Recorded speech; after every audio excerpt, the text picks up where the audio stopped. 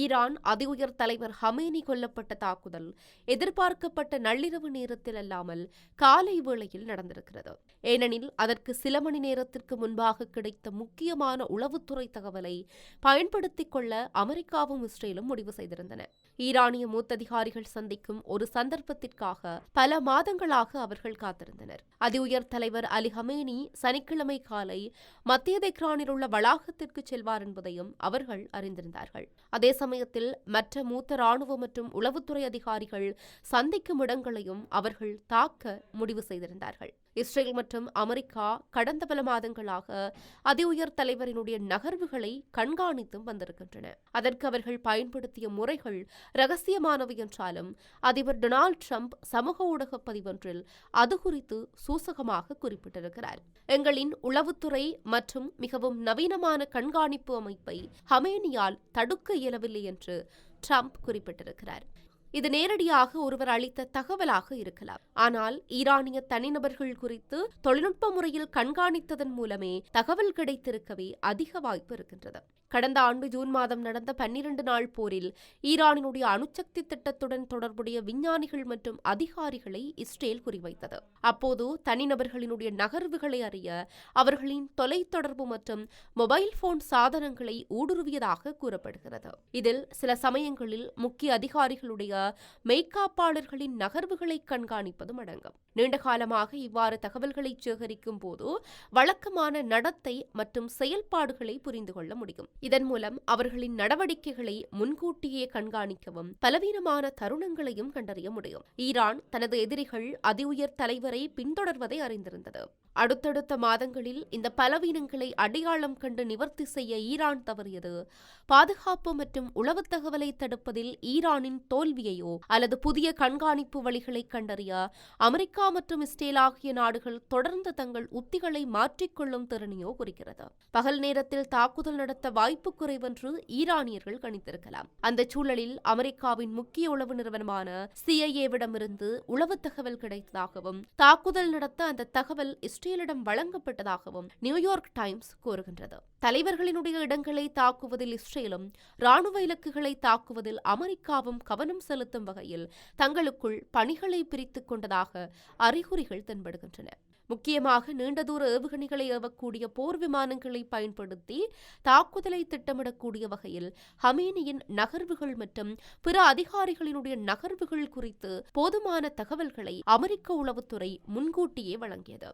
ஒரே ஒருவரை குறிவைத்து தலைமையை அளிக்கும் தாக்குதலாக அல்லாமல் இந்த தாக்குதல் விரிவான ஒரு பெரிய நடவடிக்கையின் தொடக்கமாக இருக்க வேண்டும் என்பதே இஸ்ரேல் மற்றும் அமெரிக்காவின் திட்டமாக இருந்தது. அதற்கான சாதகமான வாய்ப்பு கிடைத்ததால் அந்த திட்டம் முன்னதாகவே செயல்படுத்தப்பட்டது. இஸ்ரேலிய போர் விமானங்கள் தெஹ்ரானை அடைய சுமார் 2 மணி நேரம் ஆகலாம். அவை எவ்வளவு தூரத்தில் இருந்து தங்கள் ஆயுதங்களை செலுத்தின என்பது தெளிவாக தெரியவில்லை. தாக்குதலுக்கான முடிவெடுக்கப்பட்டதும் உள்ளூர் நேரப்படி காலை 9:40 மணி அளவில் ஹமேனியினுடைய வளாகத்தை தாக்க இஸ்ரேலிய போர் விமானங்கள் 30 குண்டுகளை பயன்படுத்தியதாக கூறப்படுகிறது. ஈரான் அதி உயர் தலைவர் ஹமேனி தன்னை பாதுகாத்துக் கொள்ள அந்த வளாகத்திற்கு கீழே உள்ள பதுங்கு குழிகளை பயன்படுத்தலாம் என்பதால் அந்த அளவு குண்டுகள் வீசப்பட்டிருக்கலாம். ஹமேனி தாக்கப்படுவதை உறுதி செய்ய பதுங்கு குழியை தகர்க்க பல குண்டுகள் தேவைப்பட்டிருக்கலாம். இதற்கிடையே ஈரான் மீது இஸ்ரேல் மற்றும் அமெரிக்காவின் இந்த தாக்குதலுக்கு பின்னால் சவுதி அரேபியா இருப்பதாக அமெரிக்காவின் முன்னணி செய்தி நிறுவனமான வாஷிங்டன் போஸ்ட் செய்தி வெளியிட்டிருக்கிறது. வாஷிங்டன் போஸ்ட் வெளியிட்டிருக்கின்ற செய்தியில் சவுதி அரேபியாவின் இளவரசர் முகமது பின் சல்மான் கடந்த 1 மாதமாகவே அமெரிக்க அதிபர் டொனால்டு டிரம்புடன் பல முறை தொலைபேசியில் ரகசியமாக பேசியிருக்கிறார் என கூறப்பட்டிருக்கிறது. மேலும் இந்த உரையாடல்களின் போது ஈரானின் அணுசக்தி மற்றும் ஏவுகணை திட்டங்களை ராணுவ ரீதியாக தகர்க்க வேண்டியது அவசியம் என்று டிரம்பை அவர் வலியுறுத்தியதாகவும் கூறப்படுகிறது. அதேபோல இஸ்ரேல் பிரதமர் நெதன்யாகு மற்றும் சவுதி இளவரசர் ஆகிய இருவரின் தொடர் வற்புறுத்தலே அமெரிக்க அதிபர் டிரம்ப் ஈரானின் உச்ச தலைவர் அலி ஹமேனியை குறிவைத்து தாக்க உத்தரவிட காரணம் என்றும் அந்த செய்தியில் கூறப்பட்டிருக்கிறது. சவுதி அரேபியா தனது வான்வெளியை ஈரான் மீதான தாக்குதலுக்கு பயன்படுத்த விடமாட்டோம் என்று 2 வாரங்களுக்கு முன்னர் கூறியிருந்தது. இந்த சூழலில் இந்த செய்தி வெளியானதன் மூலம் சவுதி அரேபியா இரட்டை வேடம் போடுகிறதா என்ற கேள்வி எழுந்திருக்கிறது. இதற்கிடையே ஈரானுக்கு எதிராக அமெரிக்காவுடன் இணைந்து களம் காண தயாராக இருப்பதாக பிரிட்டன், பிரான்ஸ் மற்றும் ஜெர்மனி ஆகிய நாடுகள் கூட்டறிக்கையை வெளியிட்டிருக்கின்றன. நட்பு நாடுகளின் நலன்களை பாதுகாக்க ஈரானின் ஏவுகணைகள் மற்றும் ட்ரோன்களை ஏவ பயன்படும் தளங்களை அழிக்க தற்காப்பு தாக்குதல்களை நடத்த தயார் என அந்த நாடுகள் அறிவித்திருக்கின்றன. தொடர்ந்து மத்திய கிழக்கில் போர் பதற்றம் அதிகரித்து வரும் நிலையில் இந்த அறிவிப்பு வெளியாகி இருக்கிறது. 3 நாடுகளும் தங்கள் சொந்த நலன்களையும் தங்கள் நட்பு நாடுகளின் நலன்களையும் பாதுகாக்க நடவடிக்கை எடுக்க தயாராக இருப்பதாக தெரிவித்திருக்கின்றன. ஏவுகணைகள் மற்றும் ட்ரோன்களை ஏவுவதற்கான ஈரானின் திறனை குறைப்பதை நோக்கமாக கொண்ட நடவடிக்கைகள் இதில் அடங்கும் என்றும் அறிக்கையில் தெரிவிக்கப்பட்டிருக்கிறது. போர் பதற்றம் அதிகரித்து வருகின்ற சூழலில் அமெரிக்கா மற்றும் நட்பு நாடுகளுடன் இணைந்து பணியாற்ற பிரிட்டன், பிரான்ஸ் மற்றும் ஜெர்மனி ஒப்புக்கொண்டதாகவும் அந்த அறிக்கையில் தெரிவிக்கப்பட்டிருக்கிறது. ஈரானுக்கு எதிராக அமெரிக்க தாக்குதல் நகர்வில் இணைவது குறித்து ஜெர்மனி தீவிரமாக பரிசீலித்து வருவதாக சர்வதேச ஊடகங்கள் செய்தி வெளியிட்டிருக்கின்றன. இஸ்ரேலின் ராணுவ வானொலிக்கு ஜெர்மன் அரசியல் மற்றும் ராணுவ வட்டாரங்கள் இந்த விடயத்தை தெரிவித்திருக்கின்றன என்பதை மேற்கோள் காட்டி சர்வதேச ஊடகங்களில் இந்த செய்திகள் பரபரப்பாக பேசப்படுகின்றன. மத்திய கிழக்கில் இடம்பெற்று வருகின்ற மோதலுக்கு மத்தியில் பிராந்தியத்தில் உள்ள நாடுகளை தாக்குவதை ஈரான் அரசாங்கம் நிறுத்தாவிட்டால் இந்த தாக்குதலில் இணைவது குறித்து ஜெர்மனி தீவிரமாக பரிசீலித்து வருவதாக குறித்த செய்தியில் விவரிக்கப்பட்டிருக்கிறது.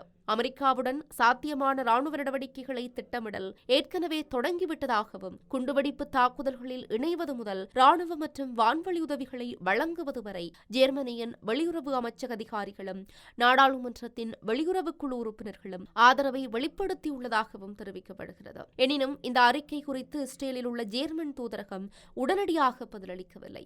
இறுதியாக நேற்றிரவு பிரான்ஸ், ஜெர்மனி மற்றும் பிரித்தானியா ஆகியவை ஈரானின் தாக்குதல்களை கண்டித்து ஒரு கூட்டறிக்கையை வெளியிட்டன. தேவைப்பட்டால் ஈரானுக்கு எதிராக தற்காப்பு நடவடிக்கை எடுப்பதன் மூலம் தங்கள் நலன்களையும் வளைகுடாவில் உள்ள தங்கள் நட்பு நாடுகளின் நலன்களையும் பாதுகாக்க தயாராக இருப்பதாக எச்சரித்தன. இவ்வாறான நிலையில் குவைத்தில் உள்ள அமெரிக்க தூதரக பகுதியில் தாக்குதல் நடத்தப்பட்டதற்கான அறிகுறிகள் காணப்படுவதாக தெரிவிக்கப்படுகிறது. குவைத்தில் உள்ள அமெரிக்க தூதரகங்களிலிருந்து அல்லது அதற்கு அருகில் இருந்து புகை எழுவதை காண முடிந்ததென்று சர்வதேச செய்தி நிறுவனங்கள் உறுதிப்படுத்தியிருக்கின்றன. குறித்த பகுதியில் தீயணைப்பு வீரர்கள் மற்றும் ஆம்புலன்ஸ்கள் காணப்பட்டதாகவும் செய்தி நிறுவனங்கள் கூறுகின்றன. கட்டிடம் அருகே புகை வந்ததை அடுத்து தூதரகத்திற்கு யாரும் வரவேண்டாம் என்று அமெரிக்கா அறிவித்திருக்கிறது. குவைத்தில் உள்ள அமெரிக்க தூதரகம் மக்கள் தூதரகத்திற்கு வருவதை தவிர்க்கவும் வீட்டிலேயே தஞ்சமடையவும் என அறிவுறுத்தியிருக்கின்றது. உங்கள் வீடுகளிலேயே பதுங்கிக் கொள்ளுங்கள், ஜன்னல்களிலிருந்து விலகி இருங்கள், பாதுகாப்பு திட்டங்களை மறுபரிசீலனை செய்யுங்கள் என்றும் எதிர்காலத்தில் கூடுதல் தாக்குதல்கள் ஏற்பட்டால் எச்சரிக்கையாக இருங்கள் என்றும் அமெரிக்கா வலியுறுத்துகிறது. இதேபோன்று தெற்கு சைப்ரஸில் உள்ள பிரிட்டிஷ் பிரதேசத்தில் உள்ள இங்கிலாந்து ராணுவ தளத்தின் மீது நடத்தப்பட்ட ட்ரோன் தாக்குதல் குறித்து சைப்ரஸ் ஜனாதிபதி கூடுதல் விவரங்களை பகிர்ந்திருக்கிறார். நள்ளிரவுக்கு பிறகு சாஹெட் ஆளில்லா வான்வழி வாகனம் அக்ரோத்திரியில் உள்ள இங்கிலாந்து ராணுவ வசதிகள் மீது மோதியதில் சிறிய பொருள்சேதம் ஏற்பட்டது என்று தெரிவிக்கப்படுகிறது. சைப்ரஸ் எந்த ராணுவ நடவடிக்கையிலும் பங்கேற்க விரும்பவில்லை என்றும் அவர் கூறியிருக்கிறார். இறுதியாக அமெரிக்கா ஈரானிடையேயான போரை நிறுத்தி மேற்காசியாவில் அமைதியை கொண்டு வருவதற்கு தேவையான நடவடிக்கைகளை எடுக்க வேண்டும் என்று ரஷ்யா வலியுறுத்தியிருக்கிறது. இது தொடர்பாக ரஷ்ய வெளியுறவுத்துறை அமைச்சகம் அறிக்கை ஒன்றை வெளியிட்டிருக்கிறது. குறித்த அறிக்கையில் என்ன தெரிவிக்கப்பட்டிருக்கிறது என்றால், தற்போது நிலவும் பதற்றங்களை உடனடியாக குறைக்கவும், வன்முறைகளை நிறுத்தவும், அரசியல் மற்றும் ராஜதந்திர செயல்பாடுகளை மீண்டும் தொடங்கவும் நாங்கள் அழைப்பு விடுக்கிறோம். ஐநா சபையின் அணு ஆயுத பரவல் தடை ஒப்பந்தத்தின் அடிப்படையில் அனைத்து பிரச்சினைகளுக்கும் தீர்வு காணப்பட வேண்டும் எனவும் தெரிவிக்கப்பட்டிருக்கின்றது. மொத்தமாக பார்க்க போனால் இன்று முழு மத்திய கிழக்கு நாட்டையுமே ஒற்றை ஆளாக ஈரான் ஆட்டி படைத்துக் கொண்டிருக்கின்றது. போகின்ற போக்கை பார்த்தால் ஈரான் மத்திய கிழக்கில் பிராந்திய தனிமைப்படுத்தலை எதிர்கொள்ளப் போகின்றதோ என்ற அச்சம் இன்று பல அரசியல் வல்லுநர்களுக்கு ஏற்பட்டிருக்கிறது.